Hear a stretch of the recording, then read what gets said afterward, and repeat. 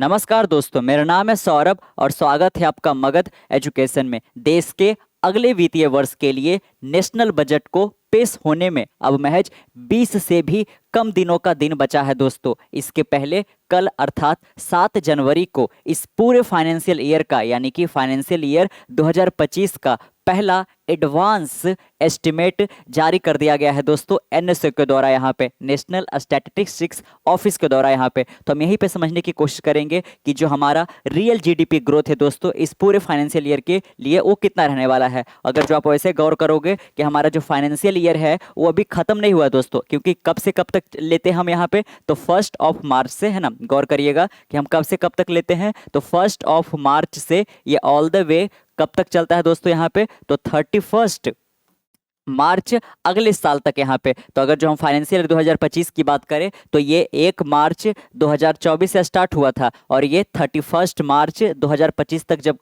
पूरा खत्म होगा तो ये हमारा एक फाइनेंशियल ईयर क्लोज होगा यहाँ पे। लेकिन आप जो भी जीडीपी का ग्रोथ सुनते होंगे वो होता है क्वार्टर ग्रोथ दोस्तों यहाँ पे। लेकिन ये जो एडवांस एस्टिमेट है जो कि कल ही के दिन जारी किया गया है और ये बिल्कुल रेगुलर रूटीन के तहत होता है हर साल। यहाँ पे नेशनल बजट जो 1 फरवरी को पेश होता है उससे पहले 7 जनवरी के दिन यहाँ पे उसके पहले पूरे का जो यहाँ पे वित्तीय वर्ष है ना, 1 साल पहले का, उसको रिलीज किया जाता है यहाँ पे। तो जैसे कि अगर जो आपको पता है कि 1 फरवरी को ये रिलीज कर दिया जाएगा या फिर कह लीजिए कि जो हमारा यूनियन बजट है उसको पेश किया जाएगा पार्लियामेंट के अंदर। तो यहाँ पे आपको थोड़ा सा टाइमिंग को ध्यान रखना है। अगर जो ये क्लियर हो जाएगा तो काफी ये इजी हो जाएगा। यहाँ पे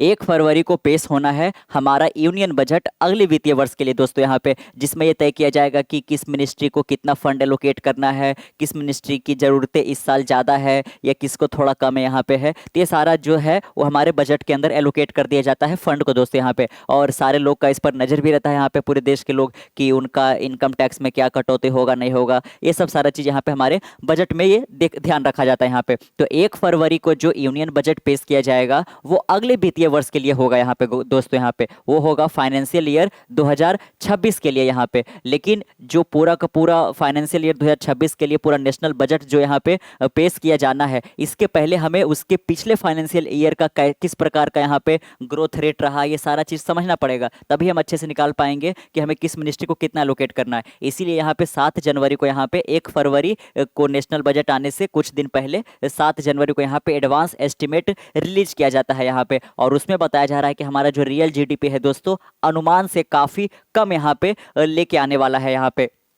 तो गौर करिएगा, यहाँ पे आप देख सकते हो कि जीडीपी ग्रोथ में स्लिप टू 4 ईयर लो यहाँ पे, है ना। कोरोना के टाइम पे तो -5.6% हमारा रियल जीडीपी ग्रोथ चला गया था। उसके बाद हमने देखा कि हमारा जो इंडिया का जीडीपी है वो कह लीजिए कि काफ़ी अच्छे तरीके से ग्रो किया। जबकि यहाँ पे अगर जो हम वैश्विक स्तर पे अगर जो यहाँ पे डेवलप नेशन है वहाँ का भी इकोनॉमी इतना अच्छा सा डेवलप ये ग्रो नहीं किया दोस्तों। यहाँ पे जो अगर जो बगल में चाइना देखा जाए, जिसका इकोनॉमी यहाँ पे पिछले 1 दशक से लगातार डबल डिजिट के अंदर ग्रो कर रहा था। कोरोना की मार उसके ऊपर भी बहुत ज़्यादा पड़ा, लेकिन अगर जो कोरोना का साल यहाँ पे हटा दे तो चाइना काफ़ी अच्छा से ग्रो करते आया था। लेकिन लास्ट ईयर वो या फिर पिछले 2 सालों से काफ़ी ज़्यादा कम यहाँ पे ग्रो कर रहा था दोस्तों। यहाँ पे कोरोना का असर बहुत ज़्यादा उसके ऊपर देखने को मिला। और अमेरिका हो गया, यूरोप के कई सारे कंट्री फाइनेंशियल प्रॉब्लम से काफ़ी ज़्यादा जूझते नजर आए। लेकिन इंडिया का जो एक तरीके से कह लीजिए कि यहाँ पे जीडीपी ग्रोथ है वो लगातार बढ़ता ही जा रहा था यहाँ पे, और काफ़ी तेज गति से। लेकिन अब ऐसा यहाँ पे होता हुआ नहीं दिख रहा है, क्योंकि हमारा जो एक तरीके से कंजप्शन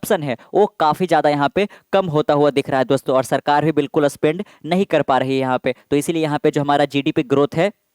इस पूरे साल का, यहाँ पे फाइनेंशियल ईयर 2025 का, जो कि अभी खत्म नहीं हुआ दोस्तों है, तो आप गौर करिएगा यहाँ पे कि 31 मार्च 2025 को हमारा फाइनेंशियल ईयर 2025 जो है वो खत्म होगा। लेकिन इससे कुछ महीने पहले ही, 1-2 महीने पहले ही इस डेटा को रिलीज किया जाता है, ताकि 1 फरवरी को जो बजट पेश किया जाए उसको यहाँ पे अच्छे से मिनिस्ट्री को फंड एलोकेट किया जा सके दोस्तों यहाँ पे। तो अभी भी ये जो एडवांस एस्टिमेट है ये थोड़ा सा कह लीजिए कि पूरा 10 महीने का तो हो गया है, एक्यूरेटली यहाँ पे बताया जाएगा, लेकिन अभी 2 महीना और बाकी है। तो इसको इसीलिए भी एस्टिमेट ही बुलाया जा रहा है यहाँ पे। तो गौर करिएगा कि अभी तक जो भी निकल कर आता है वो क्वार्टरली बेस होता है, लेकिन ये 7 जनवरी को जो यहाँ पे रिलीज किया जाता है हमारा जीडीपी को लेकर, यहाँ पे जो भी प्रोजेक्शन वगैरह होते हैं वो पूरे 1 साल का लगभग लगभग होता है यहाँ पे। और इसमें बताया जा रहा है कि पिछले 4 सालों की तुलना में हमारा जो जीडीपी है वो सबसे कम स्तर से यहाँ पे ग्रो करता हुआ नजर आ रहा है दोस्तों। आरबीआई का जो डेटा वगैरह है यहाँ पे जो उन्होंने प्रोजेक्शन लगाया था वो सारा का सारा यहाँ पे कह लीजिए कि काफी है ना, ज़्यादा था यहाँ पे, और ये काफ़ी कम होता हुआ दिख रहा है यहाँ पे। देख सकते हो आप यहाँ पे, the advance estimate are important because they will be used in preparation for the union budget, है ना, जो कि 1 फरवरी को यहाँ पे निर्मला सीतारमण जी के द्वारा यहाँ पे पेश कर दिया जाएगा। तो यूनियन बजट के अंदर मिनिस्ट्री को सही से फंड एलोकेट हो सके, यहाँ पे उनकी ज़रूरतों को सही से ध्यान में रखा जा सके, उसके लिए काफ़ी ज़रूरी होता है एडवांस एस्टिमेट यहाँ पे, है ना। एक की जो भी यहाँ पे फाइनेंशियल ईयर गुजरने वाला है या फिर 31 मार्च को खत्म होने वाला है, उसमें जीडीपी ग्रोथ रेट कितना होने वाला है दोस्तों, बाकायदा आप देख सकते हो। The Indian economy is slowing and is likely to post the weakest GDP growth number since 2021 to 2022। यहाँ पे जो फाइनेंशियल ईयर 2022 का रहा था दोस्तों, इसमें जीडीपी ग्रोथ रेट उस वक्त से इस बार का जो आने वाला है सबसे कम होने वाला है यहाँ पे। और हमारी जो इंडियन इकोनॉमी है वो एक तरीके से कह लीजिए कि यहाँ पे अभी उतना अच्छा परफॉर्म नहीं कर रही है, लगातार यहाँ पे इकोनॉमी स्लो डाउन करता जा रहा है यहाँ पे, और आप देख सकते हो यहाँ पे। और इसी वजह से चूंकि हमारा इकोनॉमी स्लो डाउन करते जा रहा है, तो 2022 के बाद यहाँ पे पिछले 4 सालों में, है ना, पिछले 4 सालों में यहाँ पे ये पहली बार जो है वो सबसे निचले स्तर से हमारा जीडीपी ग्रोथ रेट होने वाला है यहाँ पे। इसलिए अभी इसको एस्टिमेट ही रखा जाएगा क्योंकि ये पूरा पूरा फाइनेंशियल ईयर खत्म नहीं हुआ था। आपको इस पे यहाँ पे ध्यान देखना पड़ेगा दोस्तों यहाँ पे। चलिए और आगे आप देख सकते हो बाकायदा यहाँ पे, according to the first advance estimate by the national statistics office, यहाँ पे तो आप देख सकते हो कि एनएसओ के द्वारा यहाँ पे कल ही के दिन इसको रिलीज कर दिया गया है। और अगर जो आप है ना, अब आप अगले साल से भी ध्यान रखोगे कि 7 जनवरी का दिन होता है जो काफी खास होता है यहाँ पे, उसी के डेटा को ध्यान में रखकर यहाँ पे हमारा जो नेशनल बजट है, यूनियन बजट हम जिसको बोलते हैं, उसको तैयार किया जाता है दोस्तों। The NSO data released on Tuesday, यानी कि कल ही के दिन, so that real GDP growth in financial year 2025 is likely to have decelerated in 6.4% compare to 8.2% in the previous financial year. आप देख सकते हो कि फाइनेंशियल ईयर 24 में यहाँ पे दोस्तों, है ना, जो हमारा जीडीपी ग्रोथ रेट था वो 8.2% था, लेकिन उस साल के मुकाबले इस साल यानी कि फाइनेंशियल ईयर 2025 के अंदर हमारा जीडीपी ग्रोथ रेट, और वो भी यहाँ पे किसकी बात की जा रही है यहाँ पे दोस्तों, रियल जीडीपी ग्रोथ रेट 6.4% यहाँ पे होने वाला है यहाँ पे, है ना। NSO estimate for financial 2025 is lower than 6.6% growth rate forecast by reserve bank of India, जबकि यहाँ पे फाइनेंशियल ईयर 2025 के लिए आरबीआई की ओर से कितना प्रोजेक्शन लगाया गया था दोस्तों, 6.6%, लेकिन हकीकत क्या है कि 6.4% पे ही हमारा जीडीपी ग्रोथ रेट यहाँ पे होने वाला है यहाँ पे। If GDP grow at 6.4% in financial year 2025, जो कि चूंकि 2 महीना यहाँ पे अभी बाकी है, इसीलिए हम एक तरीके से एस्टिमेट तौर पर यहाँ पे बात कर रहे हैं कि अगर जो हमारा जीडीपी ग्रोथ रेट 6.4% 2025 में रहता है, it will be the lowest since financial year 2021। यहाँ पे देख सकते हो कि 2021 के बाद से ये सबसे कम होने वाला है यहाँ पे, है ना, क्योंकि हम यहाँ पे तुलना भी करेंगे। अगर जो हम बात करें दोस्तों कोविड के टाइम पे यहाँ पे, है ना, 2021 का साल काफ़ी एक तरीके से कह लीजिए कि यहाँ पे पूरी दुनिया भर के लिए सेटबैक का कह लीजिए कि साल रहा था यहाँ पे। तो हमारा जो जीडीपी ग्रोथ रेट है वो माइनस में चला गया था। कितना माइनस में गया था, तो माइनस का 5.8%, ये गौर करिएगा, माइनस का 5.8% फाइनेंशियल ईयर 2021 का हमारा ग्रोथ रेट यहाँ पे है। उसके बाद आप देख सकते हो कि चूंकि इतना डीप में गया है तो फिर रिकवर भी किया यहाँ पे अगले साल का, यहाँ पे यानी कि फाइनेंशियल ईयर 2022 में हमारा जीडीपी ग्रोथ रेट कितना था, 9.7% था दोस्तों यहाँ पे। तो इसमें कोई बड़ी बात नहीं है क्योंकि आपको पिछले साल का ध्यान रखना पड़ेगा, आप माइनस में गए हुए थे यहाँ पे। उसके बाद 2023 का आता है, उसमें कितना था दोस्तों, तो 7% से ग्रो किया यहाँ पे। और इस वर्ष का जो यहाँ पे आप देख सकते हो कि जो अनुमान था हमारा कि 6.6% के करीब हम जाएंगे, वो यहाँ पे हो नहीं पाया।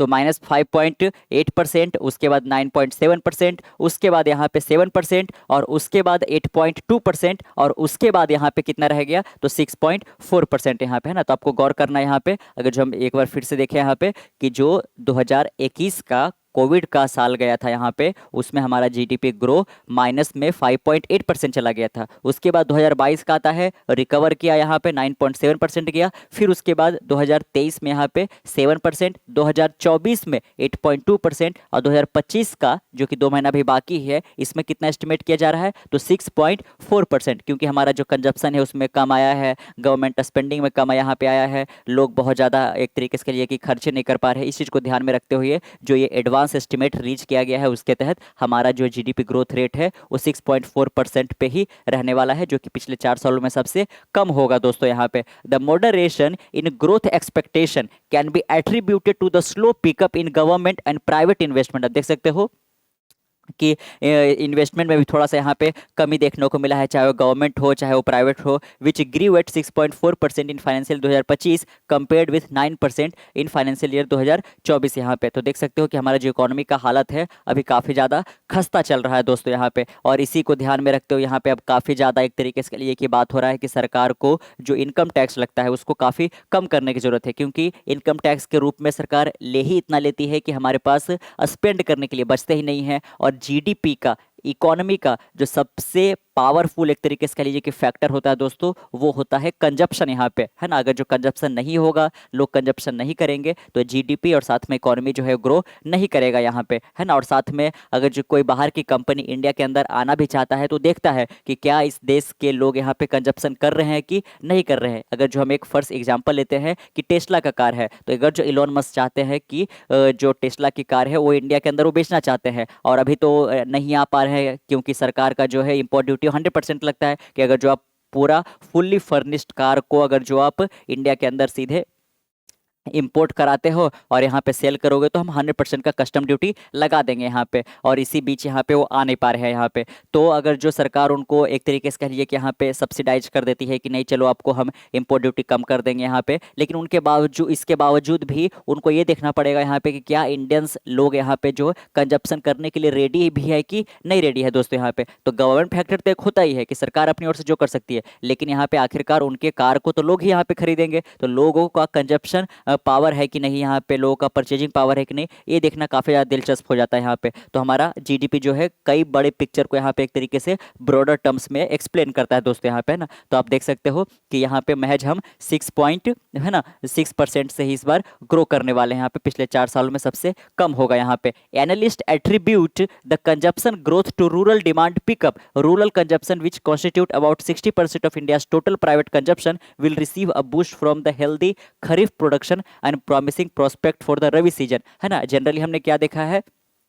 कि जो अर्बन लोग होते हैं, जो शहरी लोग होते हैं, इनका बहुत बड़ा एक तरीके से लिए कि योगदान होता है कंजप्शन में यहाँ पे, लेकिन शहरी लोग ही आज के दिनों में काफ़ी कम खर्च करने लगे हैं यहाँ पे। हाउसिंग रेंटल हो गया, या फिर तरह तरीके के उनके बच्चे के एजुकेशन में हो गया, या फिर जीएसटी टैक्स इतना ज़्यादा उनके ऊपर अब लग जा रहा है यहाँ पे कि सैलरी का बहुत थोड़ा पैसा वो बचा पा रहे हैं, तो खर्च क्या करेंगे यहाँ पे दोस्तों, है ना। तो इस बीच यहाँ पे जो हमारा रूरल कंजप्शन है उसमें एक तरीके से बढ़ोतरी देखने को मिला है यहाँ पे। और इस प्रकार से ये आशा लगाया जा रहा है यहाँ पे कि ठीक है, इस साल का फाइनेंशियल ईयर 2025 का तो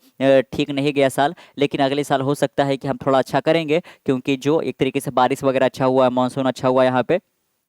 तो खरीफ प्रोडक्शन जिसमें कि चावल वगैरह काफ़ी ज़्यादा इंडिया के अंदर, और साथ में जो रबी सीजन भी ठीक ठाक यहाँ पे गया है, तो काफ़ी ज़्यादा एक तरीके से प्रोडक्शन होने वाला है। तो जो टोटल प्राइवेट कंजप्शन का 60% कंजप्शन रूरल कंजप्शन एक तरीके से के लिए कि दोस्तों, है ना, कंट्रीब्यूट करता है, उसमें इस बार थोड़ा सा बढ़ोतरी जरूर देखने को मिलेगा यहाँ पे। लेकिन 2025 का जो यहाँ पे अनुमान था वो एक तरीके से कह लिए कि हमने उस पर खरा नहीं उतरा, और इसी वजह से हमारा जो जीडीपी ग्रोथ रेट है वो कह लिए कि यहाँ पे पिछले 4 सालों में सबसे निचले स्तर पर जा चुका है दोस्तों यहाँ पे। तो काफ़ी ज़्यादा एक तरीके से लिए कि सरकार को इस बार कई अहम कदम उठाने पड़ेंगे यहाँ पे, जिसमें सबसे बड़ा तो यही होगा कि थोड़ा सा अगर जो कहिए कि टैक्स वगैरह कम कर दिया जाए तो ये काफ़ी ज़्यादा दिलचस्प होगा देखना यहाँ पे, है ना। क्योंकि लोग जब तक कंजप्शन बढ़ाएंगे नहीं तो ये काफ़ी मुश्किल हो जाएगा दोस्तों यहाँ पे कि आप किस प्रकार से आप ये हैंडल कर पाओगे यहाँ पे। तो कैसा लगा आपको आज का वीडियो, बताइएगा नीचे कमेंट बॉक्स में यहाँ पे कि आपको क्या लगता है यहाँ पे कि जो ये अनुमान लगाया गया है फर्स्ट एस्टिमेट के तहत यहाँ पे 6.6% पर रहेगा, इसमें थोड़ा बहुत 19-20 हो सकता है यहाँ पे, या फिर आपको क्या लगता है कि सरकार को और क्या यहाँ पे इसके ऊपर करना चाहिए ताकि जो हमारा इकोनॉमी है, जो हमारा जीडीपी है दोस्तों, वो एक तरीके से बढ़ता रहे यहाँ पे। और आपने कई बार सुना होगा, अगर जो आप, है ना, तैयारी करते होंगे, या फिर आप कह लीजिए कि रेगुलर हमारे जीडीपी को, या फिर आप थोड़ा बहुत भी बिजनेस वगैरह यहाँ पे, कॉमर्स वगैरह में इंटरेस्टेड यहाँ पे है, और होने भी चाहिए यहाँ पे, तो आपने सुना होगा कि हमारा जो इकोनॉमी है, हमने यूको को पीछे छोड़ दिया, और हमारा जो इकोनॉमी है वो एक तरीके से, या फिर जो जीडीपी है वो 4.5 ट्रिलियन डॉलर का हो चुका है दोस्तों। लेकिन जिस प्रकार से इंडियन रुपी अमेरिकन डॉलर के अगेंस्ट कमजोर हुई है दोस्तों यहाँ पे, है ना, जिस प्रकार से यहाँ पे एक तरीके से स्लिप हुआ है हमारा इंडियन रुपी, आज $1 के बराबर 85 रुपया पहुँच गया है यहाँ पे। और चूंकि जीडीपी भी ग्रोथ रेट यहाँ पे कम हो रहा है, तो महज हमारा जो एक तरीके से लिए कि टोटल जीडीपी जो है दोस्तों यहाँ पे वो 3.8 ट्रिलियन डॉलर का हो गया यहाँ पे, यानी कि एक बार फिर से हम 4 ट्रिलियन डॉलर से भी फिसल गए यहाँ पे, जो कि सरकार का प्रोजेक्शन था यहाँ पे। और अपने कई चुनावी वादों में यहाँ पे सुना भी होगा एक तरीके से सरकार की ओर से कि हमारा जो इकोनॉमी है 2025-26 तक यहाँ पे 5 ट्रिलियन डॉलर का हो जाएगा, लेकिन अब 4 से फिसल कर 3.8 पे आ गए हो यहाँ पे। तो पहले तो 4 साढ़े 4 के करीब यहाँ पे स्टेबिलिटी लाना पड़ेगा यहाँ पे, अदरवाइज काफ़ी मुश्किल हो जाएगा यहाँ पे है। इंडिया ये हो सकता है कि इंडिया 5 पे आकर फिर से यहाँ पे एक तरीके से 6 पे चले जाए। अगर जो आपको बात करें तो सबसे फर्स्ट पे है अमेरिका, सेकंड पे है यहाँ पे चाइना, थर्ड पर यहाँ पे है जर्मनी, फोर्थ पे है जापान और पांचवे पे है इंडिया, जिस जो कि यहाँ पे यूके को पीछे छोड़कर इंडिया पांचवें पायदान पे आया था दोस्तों यहाँ पे। लेकिन जिस प्रकार से इंडिया का इकोनॉमी लगातार स्लो डाउन किया जा रहा है, हो सकता है कि भारत का ये स्पॉट यहाँ पे छीना जा सकता है यहाँ पे। लेकिन हमें पीछे हटने की जरूरत नहीं है, हमें लगातार जापान को और जर्मनी को पीछे छोड़कर यहाँ पे हमें दुनिया का कम से कम तीसरा इकोनॉमी पावरफुल यहाँ पे बनने की जरूरत है दोस्तों। अमेरिका चाइना हमसे बहुत बहुत आगे है, उसमें काफ़ी टाइम लगने वाला है। लेकिन अगर जो हम थोड़ा सा एक तरीके से कह लिए कि यहाँ पे कंजप्शन को बढ़ाए, यहाँ पे अपने मैन्युफैक्चरिंग को बढ़ाए यहाँ पे, तो हम जापान और जर्मनी को पीछे छोड़ सकते हैं यहाँ पे। लेकिन इस प्रकार से कि आप 4 से भी नीचे उतरने लगोगे तो थोड़ा सा डिले हो सकता है यहाँ पे। तो जो भी आपके यहाँ पे राय है नीचे कमेंट बॉक्स में बताइएगा। मिलते कल एक नई वीडियो के साथ, तब तक के लिए keep learning keep growing. This is Saurabh signing off, next one, bye bye.